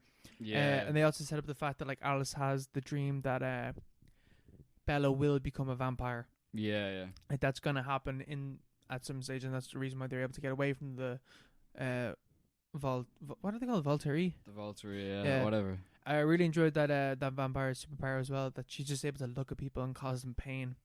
I don't remember that. She's like some, I don't know what her name is, but she's just like one of the vampires in the Volturi, and she just looks at you and she like kind of like stares at you really intensely. She's able to cause you pain. But Bella's whole thing now, I thought that was just like a bit in like the first film that like, oh, Jacob can't read her mind, so it's just like, ooh, she's different. But that's a thing. Like, she's not affected by vampires like superpowers. Yeah. That's like that's her thing. Yeah. Which I didn't know that was part of. But she's not affected by Alice's, I guess, because Alice is still able to see her future. I don't know. It doesn't really make that much sense, but yeah, I don't get it. I haven't watched it in ages. I watched that Vampire Suck, and it was pretty good. It was funny. Did you rewatch it or? No, I haven't rewatched it now, but it was funny anyway. Actually, it wasn't funny at all. It was pretty poor. The whole because I know that obviously in Vampire Suck they bring in the whole thing about like the werewolves, the werewolf pack. It is so homoerotic. It is ridiculous, and they play into that fact. They play into the fact that the main the alpha male, whatever the fuck his name is, that Jacob is just like, it's really weird. Like when they get to a certain age, they all just hang around this older dude. And they're like, he seems kind of weird, and he's just like, I need to kind of stay away from him. And they're kind of touching into the fact that, you know, something kind of weird might be going on, maybe. But it's not fully explored, but they're kind of touching into it. Don't do that. I swear to God. Here. I swear to God, rewatch the film, you will see what I'm talking about. I think there's enough pedophiles in the Twilight franchise to... Well, they fucking blatantly bring it about this dude, but then it's like, oh no, he's not pedo. He's just a werewolf. He's just old. He's just a werewolf. He's just the alpha male. Yeah. But yeah, there's just so many bits to this film. Again, Bella's dad, can't think of his name. He is so fucking good. I think his name is Fred or something. He is so good in this film. Again, probably should have brought Bella to a psychiatrist or something when she's waking up for like 4 months screaming in bed over her boyfriend breaking up with her. We've all been there, Mark, but not for 4 months. For like 4 months, probably should have done something there. But you know what? Yeah. Still, best dad. You had to go. If I was to rate these films, right? If we're gonna boil it down to rating of films, this film, I've added up the numbers, right? Put science into this, right? He's put all the ducks in a row. So, first film was like 3 out of 5, right? Middle of the road, not great, not bad, right? So that's where I'm kind of basing things off, right? So the first film is, you got to be either better or worse than the first one, right? Yeah. So, +1 for the wolf pack. Amazing. Great design. I love everything about it. The werewolves, actually, that's kind of a point against it, though, at the same time. I don't like that they're actually wolves. I wish they were humanoid wolves, if you know what I mean. Humanoid wolf, like werewolf in London. Like a wolf man. Yeah. Like I wish they're actually just full on wolves. Yeah. So that's kind of, they're just big wolves. So that's kind of a detractor against. We're back down at 3. Yeah. But we explore the fact that there's more vampires with superpowers. So that's a +1. Plus, you get another +1 because you get the fucking 4 months in a chair scene and all that shit with like putting yourself in danger to see your boyfriend. That's another +1. We're at 5 out of 5 here, Mark. That's hot. But got a detractor point because you got that half hour where it's it's pretty boring. So unfortunately, But although at this moment in the time, sparkling scene, he's shirtless in the square. that's like a plus and a minus scene. That doesn't add anything because yes, it's it's a neutral ridiculous, scene. but it's also stupid enough that I kind of have to take a point away from it. So it doesn't add anything. It's a neutral scene. So at this moment in time, Twilight, what's it called? Twilight Saga, New Moon. The full title is 4 Taylor Lautner abs out of 5. 4 out of 5. It is the best. Are you really going that? It is the best Twilight movie as of yet. It is the best Twilight movie. My God, this is the most poorly received Twilight movie in the entire series. I know, and it doesn't deserve to be. It's so good. It's like it has like so much charm to it. It's so stupid, but it's so good. It reminds me of those Resident Evil movies that I love so much. Oh right, yeah. But they're way better. They're so much worse. It's so much better because of it. And they're not boring. That's where if this film did not have that half-hour scene where it was boring and I wasn't interested in what was going on, this film would be 5 out of 5. This would easily be the 5 best abs scene. out of 5. 5 abs out of 5. It should be packed. It should be like 6-pack. Oh yeah, no, I reversed that, right? It's gonna be 4 packs out of 5 packs. 4 wolf packs out of 5 wolf packs. I really enjoyed this film. I can't wait to watch the next one. I was worried after the first film that I was just not gonna enjoy these films whatsoever. But after the second one, I'm fucking buzzing to see where this thing goes. Yeah, it goes in strange places. I'm sure we go. I don't know why. I've always had the feeling that like Eclipse is the best one. I don't know why. It's not. Isn't it? Actually, I don't remember. I'll let you know honest, whenever I watch it. I have to rewatch it. They're on Netflix as well, so are they? Join me on this journey, Mark. This strange journey. The strange journey through the depths of human emotions. Yeah. I can't remember the books at all, like, but I read them all, like. It's very strange. Back in the day. Bad times or good times? Yeah, I loved them. Yeah, I thought they were very good. And are you gonna read the new one? No, obviously not. Why not? I have better things to do. Man, you gotta fucking continue on the saga. The saga. It's not. It's just a rehash though. Yeah, no, but you know it's a new perspective. It's a new perspective. Yeah. That was right. So if they're doing one from Jacob's perspective, I would have thought about it. But I was always Team Jacob. Oh no! Until the end. No. Jacob is such a fucking bitch. Just because he's indigenous. No, yeah, he's a bitch. Well, maybe that's the reason why she wrote him that way. But he's a bitch in this film. Yeah, he is. But I just didn't like the fact that like Edward's so old. Like, I mean, yeah. But then Jacob betrays us at the very end as well. So don't spoil it. I'm not spoiling it. I'm just saying there's equal cases on either side. Oh yeah. Yeah. Well, we'll see when I get there. I can't wait. I actually genuinely can't wait. It is. I tweeted about it. It's a saga. It is a saga. I can't wait to find out. That was one of the things though in Gravity's Rainbow. Oh yeah. Was about so you know that I was talking about in Twilight that like men. Sorry, no. The thing about what's the new Twilight book called? Midnight Sun. In that book, so that's giving the male perspective to what's going on in Twilight, right? Yeah. Which is usually what's done in fiction, right? So in Gravity's Rainbow, right, there's these two characters. For those that don't know what Gravity's Rainbow is, it's a book by Thomas Pynchon. It's seen as like the Ulysses of postmodern writing, kind of.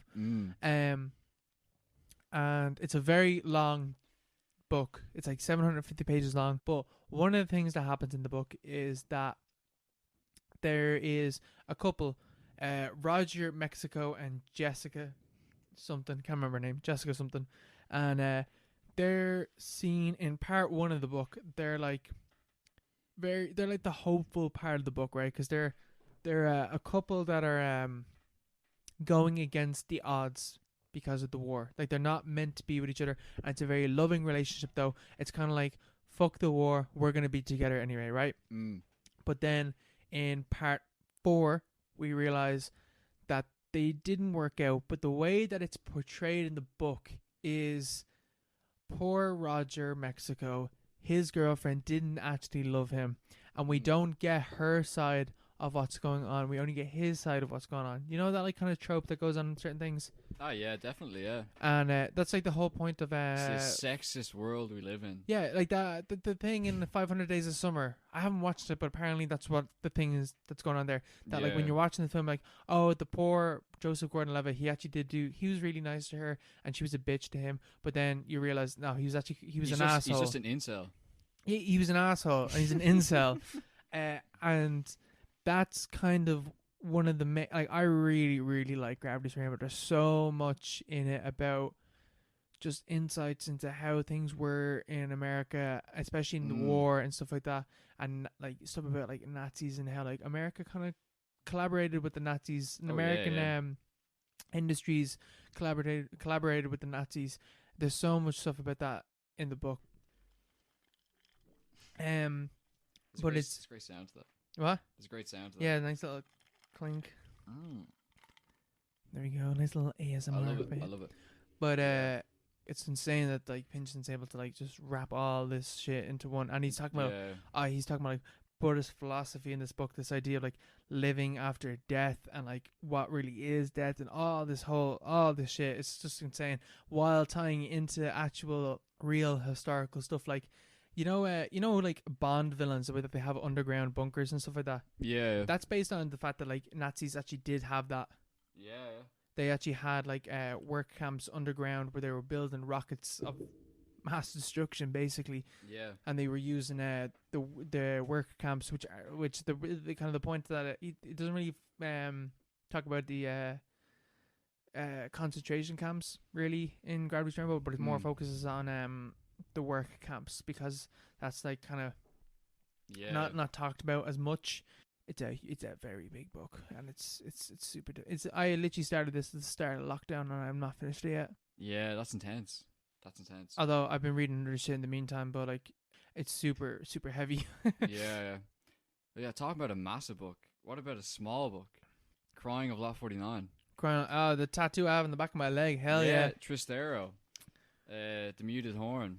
All to do with the postal service. Very very relevant ATM. With in August, Trump replaced the Postmaster General in the U.S. with like a GOP donor or whatever. It's like a power grab. Yeah, can you actually? Because I don't fully understand. Not fully. I don't understand at all really what's going on in America at the moment. Yeah, it's pretty hard to understand. I'm not entirely sure either. I know it has to do with like posting and voting. Yeah, because like with coronavirus and all, like. There's a doubt over the fact that people could like congregate at voting booths. So like the backup plan is obviously just to mail it all in. Yeah. So obviously the post office has a lot of power in that situation. Yeah. And the post office run by the government, obviously. So Trump just recently in August said he replaced the Postmaster General. Like it's like a it's like a standard position. Yeah. In the government. He replaced it with he put a new fella in. He's a GOP donor. So he's like a Trump loyalist. He's a businessman. Yeah. He's a billionaire, I think. And he replaced all, I think, 23 executives within the post office itself with Republicans. He's like justifying it on the basis of the fact that it doesn't make any money. Okay. But it's some sort of power grab anyway. But yeah, Crying of Lot 49 is all about that sort of thing. Yeah, like heavily has to do with the postal. Basically, it has to do like information spreading throughout the postal industry, more or less, is kind of what it's talking about. It has to do like, it's a very, very short book, but it deals with like, that's like one kind of aspect of it. Yeah. But it's a major aspect of the book. Like the book's only like 120 pages long, and it has to deal with like the postal service and dealing with like whether or not like you have free will or everything's preordained. It's a fucking mad book. It's a lot about communication and like talk about like male or sort of like male tropes, like male representation and stuff like that. Like Oedipa is like the main character is a female. Oedipa. Oedipa Maas. And it's like a comic book. It's like a comic story or whatever. Yeah, but especially because like that even the name Oedipus has to deal with. It's all like whether or not things are preordained or not, and that's the whole thing that like Oedipus has to deal with. But the whole postal thing is like so, like kind of strangely ties into things that are going on now, because like, the Oh, whole thing is definitely, like yeah. whether or not people have power through spreading information through the postal industry, which Yeah. I guess kind of ties into social media in a certain way a Yeah. lot now. All communication, really. Like, And it has to do with privatization of that as well, yeah. and the danger of that. In the book, it's about this postal service that has like maintained power over like basically all like letter communication in the Western world since the Holy Roman Empire. Mm-hmm. The Turn and Taxes private postal company. Yeah, were they an Which actual thing? Which is a real company, which is what I want to get to as well. Fuck? They're a real company, and there's a whole list of things. I went to a deep dive on this thing as well. Basically, it's a real company that existed. They inherited their title of Postmaster General from from Leopold the First, the Holy Roman Emperor, in the 15th century, I think. Mm-hmm. And before that, they were like. Is that the Leopold, like the Netherlands? The Dutch dude? No, he's just some German fella. Okay, yeah. But before that, they were just like random, like they were like patrons of the Pope, and like local royalty in Lombardy in northern Italy. But like after they became like Postmaster General in the Holy Roman Empire, they were like they controlled basically all communication in Europe, like completely, until Napoleon came in. What the fuck? In 1808. Arrow. And he destroyed the Holy Roman Empire and turned it into like the Confederation of the Rhine. But then they became a private entity, so they kept going. Okay, yeah, they kept going. Like this has been a thing that's like adapted and changed with the way that the waves of change come about. Basically, yeah, exactly, yeah. And they used all the wealth that they built up in the meantime to buy up land that had been confiscated off the church. Okay. Right now, 2020, the Turn and Taxes royal family is the largest landowner in Europe. Jesus. Yeah, they're still princes, and they're a royal family in Germany until 1918, until like the introduction of the Weimar Republic. Okay. They're still going though. Oh, they're still going. Yeah, yeah. Oh, But yeah, anyway, the same year, German Revolution happened, and a prince of the Turn and Taxes was executed by a firing squad on the orders of communist revolutionaries in the Bavarian Soviet Republic for conspiring. Wait. Go on. For This is so powerful. What the fuck? No, for conspiring. It was a fascist conspiracy to overthrow the Soviet government in Bavaria, which is very short-lived. Yeah. Sort of thing. It was called the Thule Society, which is based on Greek myths. This is so in-depth. The Thule Society later went on to found the Nazi Party. What? Helped found it, yeah. Oh. Ernst Röhm was part of the Thule Society. Wait, so Taxes and Turn is this real thing? Real family, yeah. Ended up having ties to the Nazi Party. Yeah, they have fingers in every pie. And it has to do with Bavaria. Well, like okay, I kind of lost you there for a bit. Okay. There was a lot. Okay, the German Revolution happened in 1918. Everything's like sort of like after the war and all, and like a brief Soviet Republic is set up. Yeah. Enemies on all sides, and like there's like this fascist secret society that tries to overthrow the government there. Yeah. And the Turn and Taxes prince is the head of this society. Okay. So they executed him by firing squad. Okay, yeah.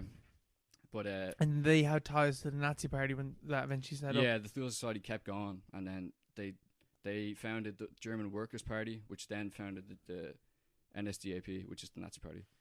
And they have ties in America as well, though, because that's the whole thing in like Crown Law 49 is the fact that they had they have ties to like the postal industry in America as well. They have everything because they came over. Eventually to America. The history there is crazy.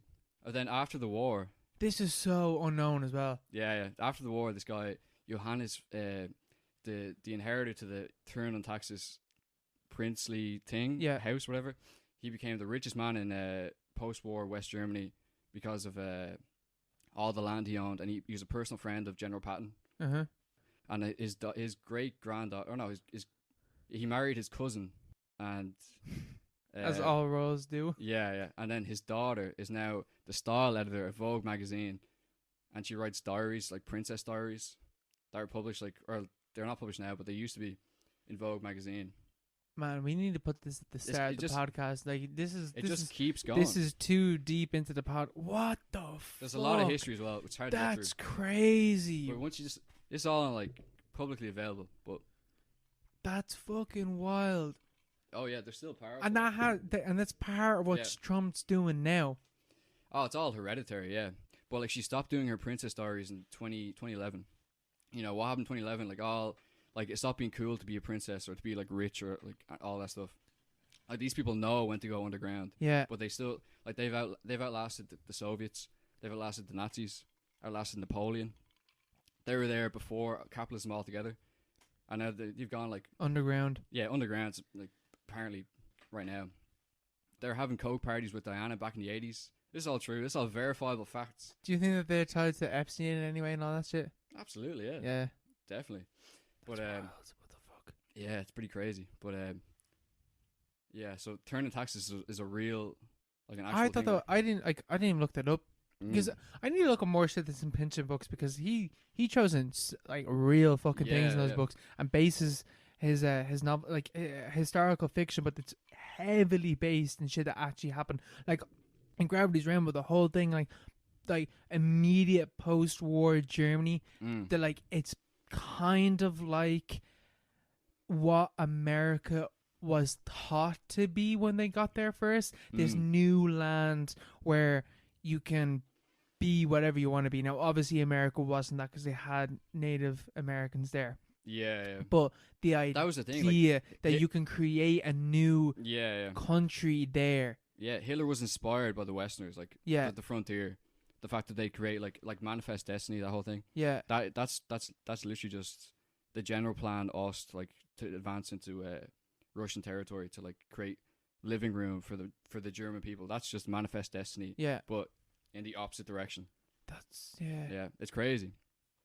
Plus, the daughter of your man, like she's like the Vogue editor or whatever. She's doing a book at the moment apparently with this guy called Alex Flick, who is the grandson of Friedrich Flick, who is a post-war German industrialist, a convicted war criminal who utilized the labor of 50,000 slaves from the concentration camp system and became the second richest man in post-war Germany.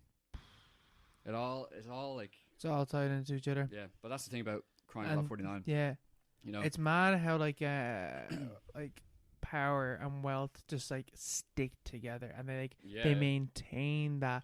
I remember like last episode we are kind of talking about how like maybe it's not intentionally that like these tendencies crop up to like maintain power within this small class of people, but obviously it kind of is when you see shit like that going on, like these. Oh yeah, it's not intentional. It's just easy. Yeah. If you get rich, it's easy to stay rich. Yeah. Like generation on generation. It's not hard. Oh yeah. Yeah. But that's what like Pynchon's all about in Crime Law 49, because they have the Tristero system, which is like it's underground. Like people communicate through like trash cans. Like they throw like letters into trash cans. But in Crime Law 49, it's seen as like it's kind of like revolutionary rebellion. Yeah. Against like the system. Like but from what you're talking about, they were the system. Oh yeah, that's the thing. Like there's the conflict between Turning Taxes and Tristero.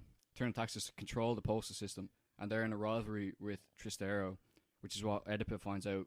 She thinks she's like the inheritor to this communication system. Yeah, there's like a conspiracy that's going on. Yeah, it's huge conspiracy. Yeah. So but it's not really conspiracy. Yeah, but you don't know, like, you know. Yeah, that's kind of the whole point. It's like a subterranean communication system, which I would think is like an allegory for like maybe like, I don't know, leftist or like underground sort of working class veins within the wider sort of capitalist, 60s America. Or like the whole thing is like she doesn't understand it, but she's sort of looking towards this point where things will just sort of break down. Yeah. And she wants it to happen, even though it'd be bad for her. It's like a sick sort of like sadomasochistic enjoyment you get out. Yeah, she's a very sadist character as well. Like she's doing things that she knows are bad for her, but she's doing it anyway because she enjoys it. Yeah, because it's cool. It's like the euphoria with Revolution. Like Revolution is always like pretty violent and pretty terrible, but it's it's like there's something great about it as well. Like something that everyone enjoys. Unnecessary evil. Yeah, something about that. Like what you're saying about it's like insurmountable sort of thing, like the American Empire or whatever. Yeah.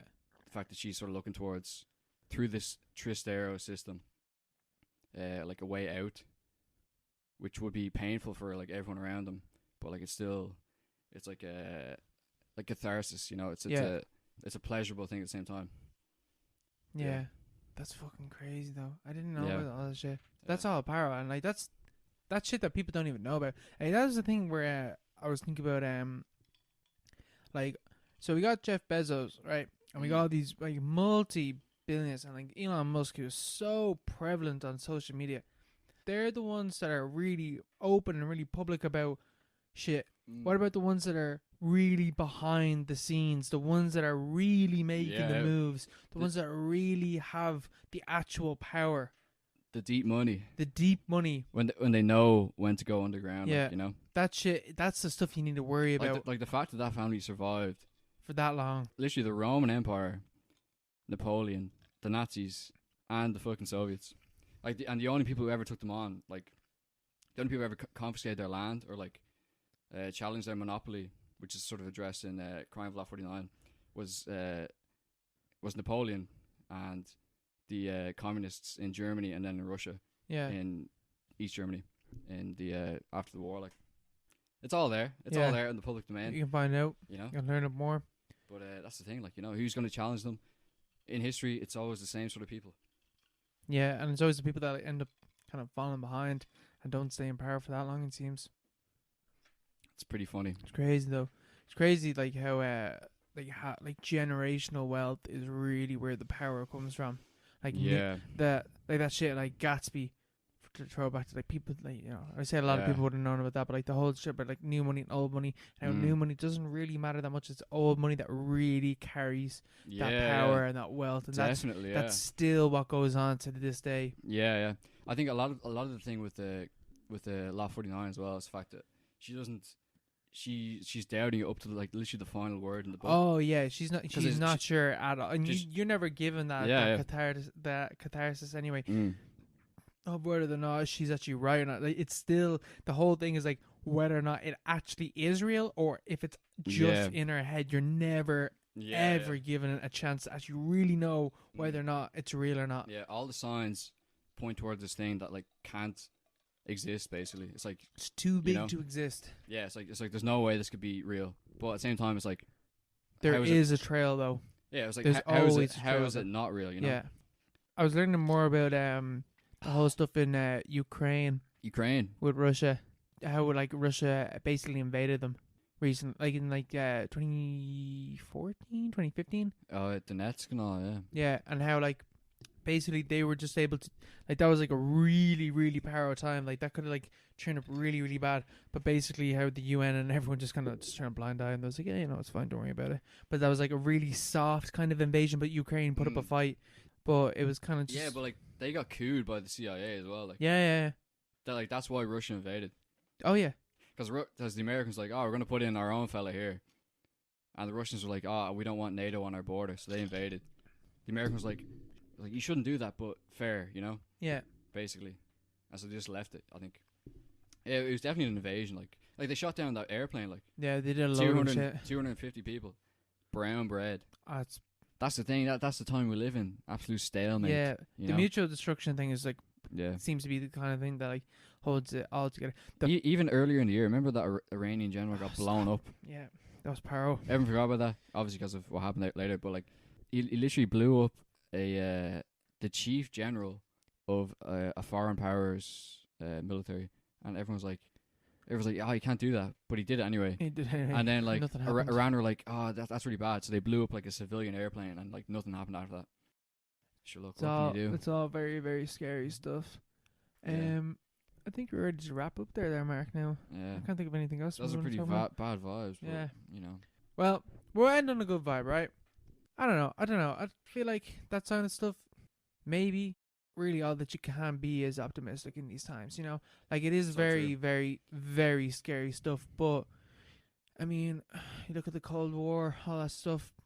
There were so many times where things could have gone a completely different way. Yeah, if only. And shut the fuck up. Then we'd have no stalemate, you know? Everything would be sorted out. Complete extinction, yeah, basically. Stone Age, like. But yeah, no, I feel like, you know, things will start to look up, especially when, like, God, when you look at, like, stuff like, there's, like, a theory that any advanced civilization gets to the point where they make AI, and that's when they stop looking into the stars, because you're able to make vastly more interesting and vastly more complex worlds within AI. Or no, sorry, not AI. Virtual reality. Sorry. That sounds terrible. No, it doesn't. Right. We're all just there in our fucking. I'm gonna say something that's gonna send people green, right? All right, say it. But let's see.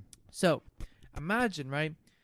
You're a being and you have the most complex virtual reality imaginable, right? You are literally God within this virtual reality, right? You're gonna run through all the scenarios that you can do. You're going to be someone poor, you're going to be someone rich, you're going to be whatever the fuck you want. You're going to be a knight fighting dragons, you're going to be anything, right?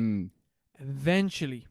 And this is going to be lifetimes experienced. Oh wait, I think I know where you're going. You know where I'm going with this, right? Lifetimes experience in the span of minutes. Remember that? Did you watch Rick and Morty? No. There's an episode in Rick and Morty where they go to a space arcade, and Morty puts on goggles and he basically lives through this dude's life from birth to death, and it's a video game, right? Yeah. So, what if you could be the result of that? That you are someone that put themselves into a virtual reality so complex that you programmed it so that you forgot that you put yourself into. Do you see what I'm saying? But like, if I was a celebrity, I'd be like, that makes so much sense. Like, my life is so good. But like, for a normal person, you'd be like, why is my life so boring? Because you set up because you wanted a bit more reality to whatever the fuck's going on. Because you've already done that before. You've been the celebrity. You've done that. So you just want to put yourself down as like this average version of life. This virgin. This virgin. You incel. This fucking loser. You dear incel, don't worry. This whole entire thing is just a virtual reality. And like you heard that thing that like Elon Musk talking about, like how like it's like 90% probability that's actually the way things are. Yeah. Well, no, it's a very disturbing idea, Mo. But like I've always thought, like, if I was a celebrity, like, you know the way people go on about like narcissism and like solipsism, like people think that the entire world revolves around them. If you were a celebrity, wouldn't you just you'd be like, there's definitely like I was chosen to do this. Like, everything's falling in place for me. Yeah, that's such a sense of ego though. Yeah, isn't it? But like that's like a natural thing though. Like, imagine everything in life went your way. Wouldn't you be like, oh, I'm a fucking god, like this is amazing, you know? Yeah, maybe you would. I guess you would. That's what I'm thinking. Like, Elon Musk especially, he's like, oh, everything in life has gone my way. Obviously, like, I've concocted this from a different reality above what's going on right now, you know? It's like, I understand it. Yeah, you probably would. You probably would think that, like, nothing bad has happened in my life. I must be the chosen one. Yeah, yeah. Because why else? But if you look at, like, Buddha, you look at Muhammad, you look at Jesus, you look at any of these figures, they all went through hardship, though. So they were the chosen ones. Oh, yeah. Shit. All of them were. Each and every one of those ones was the chosen one. They're all the chosen one, yeah. Maybe you, dear listener. Dear listener, yeah. You are the chosen one. Probably not. If you're listening to this at this stage, you're definitely not. Right. I think we might leave it at that. Thank you very much if you are still listening to this stage. We will be back next week talking about Climax for sure. It'll be Mark's recommendation at that stage. I have no idea what you're recommending. Do you have an idea what you're going to be talking about? I'll be recommending... there's no point saying that. No, don't say no. But you know what you're going to be recommending. I have an idea. Yeah, you have an idea. Yeah. Thank you and goodbye.